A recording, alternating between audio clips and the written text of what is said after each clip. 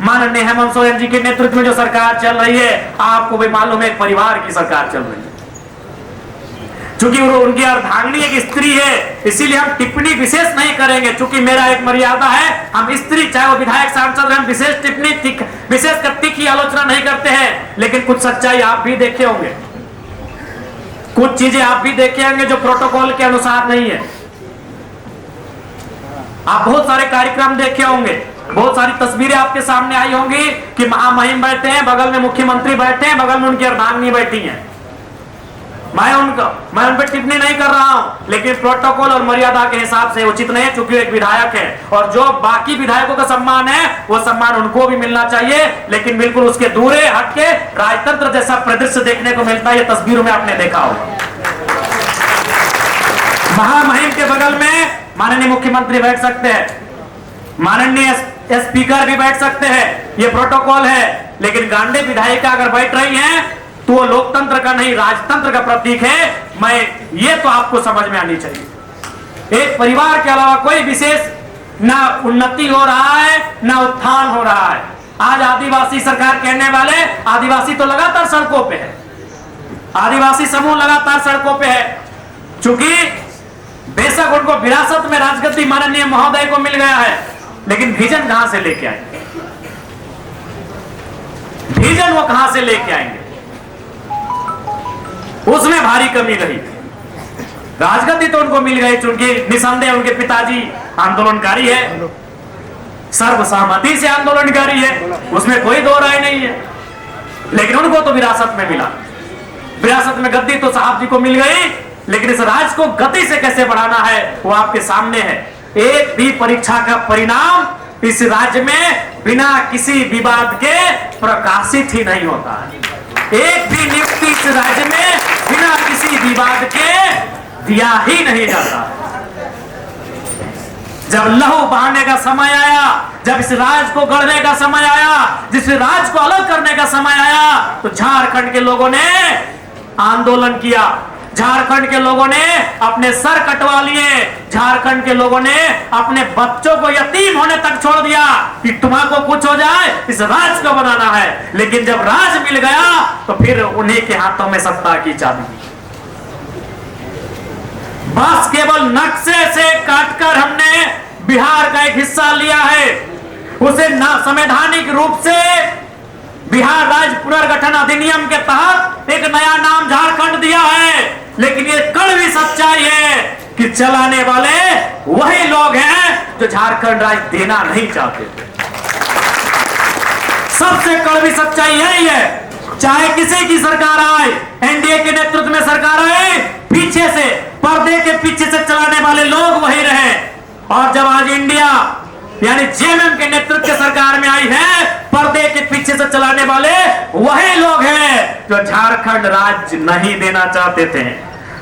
आज इनको ये समझना चाहिए। लेकिन वो कहते हैं ना कि सत्ता का नशा है, कि सत्ता के नशे में उनको आभास ही नहीं हो रहा है कि राज्य को बैकडोर से चला कौन रहे हैं। इस राज्य को जिस दिन इस राज्य का बेटा फ्रंट से आकर, बैक से आकर मिलकर चलाएगा, ये राज्य बेहतर होगा। मुझे किसी अन्य राज्य से कोई शिकवा गिला नहीं है, मुझे किसी राज्य के व्यक्ति से, अफसर से कोई शिकायत नहीं है। हम बस यही चाहते हैं कि हमारे लोगों का जो सम्मान आप अपने राज्य में देते हैं, वही सम्मान की अपेक्षा आप हमसे रखें। महाराष्ट्र में आप हमको जिस प्रकार की नौकरियां देते हैं, आप वही अपेक्षा हमसे रखें। बिहार में आप जिस प्रकार की नियुक्ति हमारी लेते हैं, वही अपेक्षा आप हमसे रखें। आप हमारा सम्मान बाकी पूरे भारत देश में, अन्य प्रदेशों में, जहां जिस राज्य में जैसा है, आप हमसे वही अपेक्षा रखें। हमारे लोग जब यहां से महाराष्ट्र जाएंगे तो रेजा कुली का काम करेंगे तो चलेगा कि भाई आप झारखंड से आए तो आपको यही काम देंगे। हमारे लोग जब गुजरात जाएंगे तो कपड़े की दुकान में मजदूरी का काम करेंगे, तब आपको ठीक है कि आप झारखंड से आए, आपको यही काम करना चाहिए। हमारे यही लोग जब आपके केरल और तमिलनाडु की मछली फैक्ट्री में मछली का काम करेंगे मजदूर के रूप में, तब आपको ठीक लगता है कि आप भाई दूसरे राज्य से आए तो आपको यही काम करना चाहिए। तो फिर हमारे राज्य में आपकी मनमानी काहे चलेगी? हमारे राज्य में आप काहे हमारे राज्य में आप काहे भाई स्थापित होंगे? हमारे राज्य में जब आप आएंगे तो आप मैनेजर की बात करेंगे, आप हमारे राज्य में आएंगे तो कॉन्ट्रैक्टर की बात करेंगे, आप हमारे राज्य में आएंगे तब एजेंसी की बात करेंगे। यह सौतेला व्यवहार इस राज्य के साथ नहीं होना चाहिए। यही सबसे बड़ा हमारा दुर्भाग्य है। सबसे बड़ा हमारा दुर्भाग्य यही है कि हमारे राज्य के साथ सौतेला व्यवहार होता है।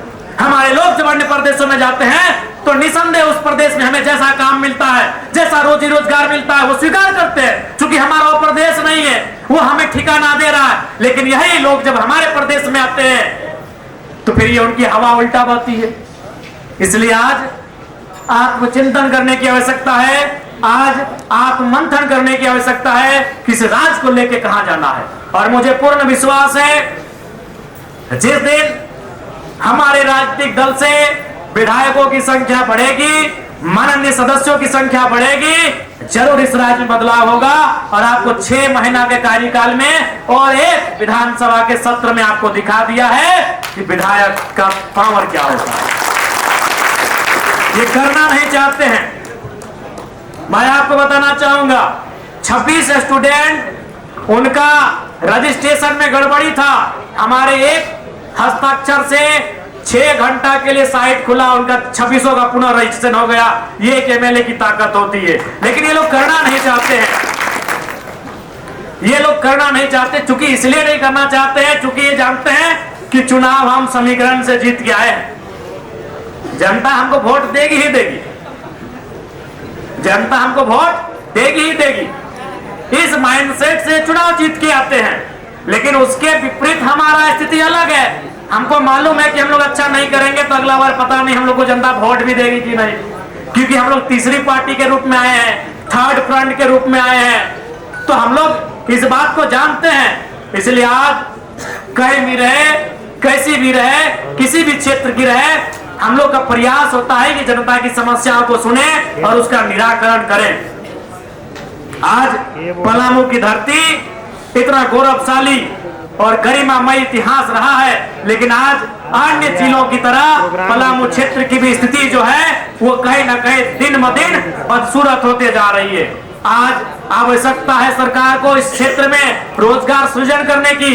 आज पलामू एक समतल परिपाटी का क्षेत्र है, यहाँ नए उद्योग धंधे बसाने की आवश्यकता है। आज आवश्यकता है यहाँ की बड़ी बड़ी जो नदियां हैं उनके पानी को एकत्रित करके उनको किसानों तक पहुंचाने की आवश्यकता है। आज आवश्यकता है नए नए वैकल्पिक रास्ते तैयार करके यहाँ के नौजवानों को रोजगार से जोड़ा जाए और जो हताशा निराशा भरे जीवन जीने के लिए बेबस मजबूर हो रहे हैं उन युवाओं में उम्मीद की एक नई किरण जागे। ये सरकार को रास्ता तलाश करने की आवश्यकता है। मैं निसंदेह विधानसभा के सत्र में सरकार पर आसन के माध्यम से इन बातों को जरूर संप्रेषित करूंगा कि राज्य की दिशा को किस ओर लेकर जाना है। बस अब समय मिल जाए, क्योंकि समय नहीं मिल पाता है और खड़ा होते ही अध्यक्ष महोदय बोलते हैं टाइम को देख लीजिएगा। हम बोले जो करना है भाई आप, क्योंकि विधानसभा की एक गरिमा है। जैसे गांव घरों में अगर हमारा किसी से विवाद होता है और उस विवाद से लगता है कि हमें न्याय नहीं मिला है तो हम बोलते हैं कि चलो तुमको कोर्ट में देख लेंगे, क्योंकि उस कोर्ट में हमारी आस्था है कि भले थाना प्रभारी नहीं हमको मेरा पक्ष सुन लिए, बीडीओ सीओ भले हमको दरकिनार कर दिए, एसपी डीएसपी हमको दरकिनार कर दिए, लेकिन शायद कोर्ट में न्याय हो जाएगा। इसीलिए आम व्यक्ति बोलता है चलो कोर्ट में देख लेंगे। अब आज लोग ये भी बोलते हैं कि विधायक जी विधानसभा उठा दियो ना। उसको लगता है कि शायद विधानसभा में जो बातें आएंगी उस पर काम होगा, क्योंकि वहां वन टाइम इस राज्य के 81 विधायक बैठे होते हैं। इसलिए उसकी आस्था होती है कि शायद विधानसभा में जो बातें उठेंगी शायद उन पर काम हो। इसलिए समय का महत्वपूर्ण स्थान है। लेकिन फिर भी हम लोग सड़क में भी लड़ना जानते हैं और स्पीकर के सामने भी लड़ना जानते हैं। लड़ झगड़ के अपना समय ले ही लेते हैं। कभी कभी बीच में 2-3 को मंत्री खड़ा होकर डिस्टर्ब करने के लिए आते हैं, उनको भी हिसाब किताब करिए देते हैं। हम नहीं बताते हैं, उनको मालूम है ये बोलेगा तो सटीक बोलेगा। बाकी आपको मालूम है राजनीति का भी नियम क्या है कि फुटबॉल के एक बार आप गोल कीजिए, एक बार हम करेंगे, आप कोई तीसरा आके खड़ा होगा तो इनको दिक्कत। आप किसी भी क्षेत्र में जाइए जहां हम लोग को वोट आया ज्यादा, अगर जेएमएम जीता है तो उसको बीजेपी से शिकायत नहीं है, जेएलकेएम को कंट्रोल करना है। तीसरा फ्रंट एक नया राजनीतिक स्तर कोई भी मतलब चाह ही नहीं रहा। अगर वहां बीजेपी जीता है तो उसको जन्म से तकलीफ नहीं है, उसको जेल कैंप से तकलीफ। अगर वहां जन्म जीता है तो उसको बीजेपी से तकलीफ नहीं है, उसको जेल कैंप से तकलीफ है। क्यों नहीं? परिपाटी से हटकर आया है, ये व्यवस्था से हटकर आया है, ये बगावत लेके आया है, ये विद्रोह लेके आया है। ये बातें उनको पच नहीं रही है, तो इसलिए अब ये जनता को तय करना है, जनता को तय करना है। क्योंकि ये जनता का देश है, ये जनता को, जनता के लिए, जनता के द्वारा, ये हमारा संविधान है, हमारा कानून है, हमारी व्यवस्था है, इसलिए अब ये जनता को तय करना है। अब ये पलामू प्रमंडल रहे, बाकी अन्य 4 प्रमंडल रहे, कोल्हान, संथाल परगना, उत्तरी छोटा नागपुर या दक्षिणी छोटा नागपुर। अब ये इस राज्य के राज्यवासियों को तय करना है कि आप इस राज्य को किस दिशा में लेकर जाना चाहते हैं। बाकी पुनः चूंकि समय बारिश का है, ज्यादा समय हम नहीं लेंगे। निसंदेह हम लोग जो विचार अपना रखने के लिए आए हैं, और पलामू के लोग बहुत समझदार हैं, चीजों को बहुत करीब से समझते हैं।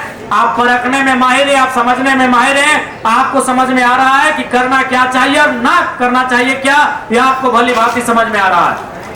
तो बस आज आप के बीच ये कह के जा रहे हैं कि एक प्रण लेकर हम लोग निकले हैं, उत्साह के साथ निकले हैं, ऊर्जा के साथ निकले हैं कि महापुरुषों के बलिदान से बने हुए इस झारखंड राज्य की दिशा और दशा को बदलने के लिए संघर्ष करेंगे, प्रयास करेंगे। बस इसमें आप सबों का अगर मोहर लग जाए, आपका मताधिकार का उपयोग हो जाए, तो निसंदेह ये राज्य बेहतर दिशा और दशा की ओर बढ़ेगा, ये आपको स्पष्ट कहना चाहेंगे। और निसंदेह आपको ये भी कहना चाहेंगे कि आपके मुद्दे, आपकी समस्या, चाहे सड़क हो या सदन हो, हम लोग मुखरता के साथ आपके मुद्दों के साथ डटकर खड़े रहेंगे। चाहे प्रखंड स्तर में व्याप्त भ्रष्टाचार हो, या थाना में थाना प्रभारी की मनमानी हो, या जिला पदाधिकारियों की मनमानी हो, जहां हमारे खड़े होने की आवश्यकता होगी, जहां हमारे बोलने की, लड़ने की आवश्यकता होगी, हम लोग कहीं भी पीछे नहीं हटेंगे। आपके मुद्दों के साथ हम लोग सड़क से सदन तक संग्राम करने के लिए तैयार रहेंगे, ये आपको स्पष्ट शब्दों में कहना चाहेंगे। और आज इस सड़क से सदन का संघर्ष है, इस राज्य में एक विधायक वाली पार्टी को लोग इतना तरहीज दे रहे हैं,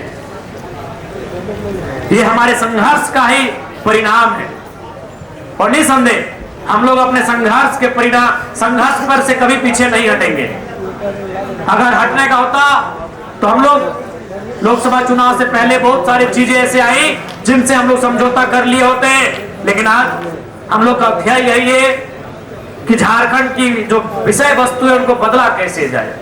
और आपसे भी यही आग्रह करेंगे, पलामू की इस पावन धरती में पलास, लाहर, महुआ, पलामू की इस धरती में आपसे भी यही आग्रह करेंगे कि राजनीतिक शुचिता के साथ इस राज्य को बदलने में अपना भरपूर सहयोग करेंगे।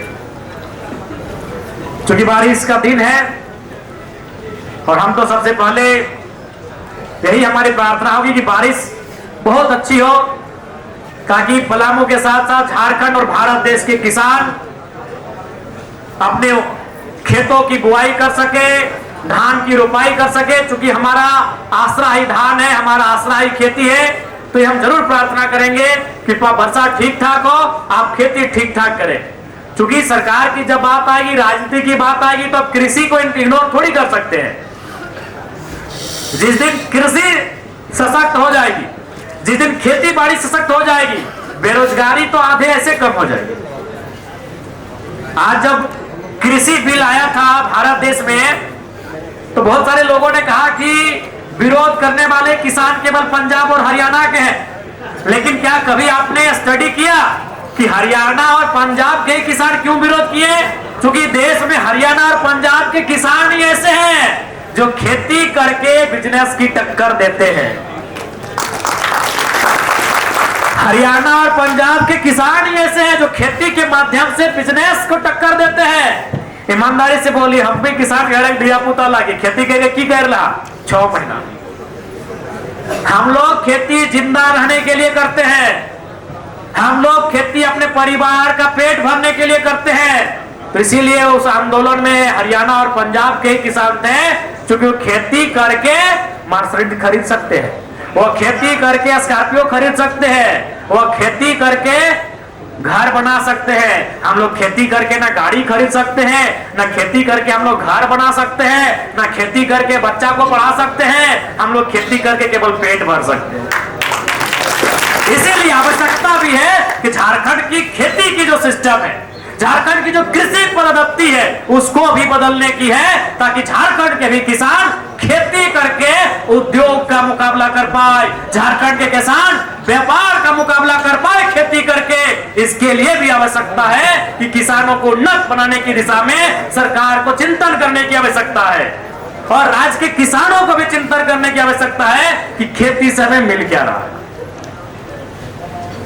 बहुत ही गंभीर विषय है, क्योंकि हाँ, यह सच्चाई है कि कोचिंग क्लास में जाने वाला हर नौजवान आईएएस नहीं बनेगा, हर नौजवान जेपीएससी की परीक्षा को क्रैक नहीं करेगा, हर नौजवान जेएसएससी की परीक्षा को पास नहीं करेगा, हर नौजवान शिक्षक बहाली को पास नहीं करेगा, हर एक नौजवान जिला पुलिस की बहाली में उत्तीर्ण नहीं होगा। यह सच्चाई है। लेकिन यह भी सच्चाई है कि हर नौजवान के बाप दादा के पास खेत है, हर घर के पास खेत है। अगर खेती को उन्नत किया जाए, उस दिशा में देश और राज्य की सरकारें काम करने लगे, अगर कृषि को उद्योग के आसपास खड़ा किया जाए, कृषि को व्यापार के आसपास खड़ा किया जाए, तो निसंदेह आज जो इस देश की बहुत बड़ी समस्या है, उसमें हम लोग नियंत्रण पा सकते हैं। बशर्ते उस दिशा में बढ़ने की काम करने की आवश्यकता है। कोई करे तो आज लोग कहते हैं कि हम 7 ट्रिलियन इकोनॉमी को टच करेंगे, 10 ट्रिलियन इकोनॉमी को टच करेंगे, और 2050 में 25-30 ट्रिलियन इकोनॉमी को टच करेंगे। कितनों ट्रिलियन इकोनॉमी को टच करेंगे? अगर सारा इकोनॉमी अगर अडानी साहब और अंबानी साहब की जेब में रहेगा तो कोई मतलब नहीं है।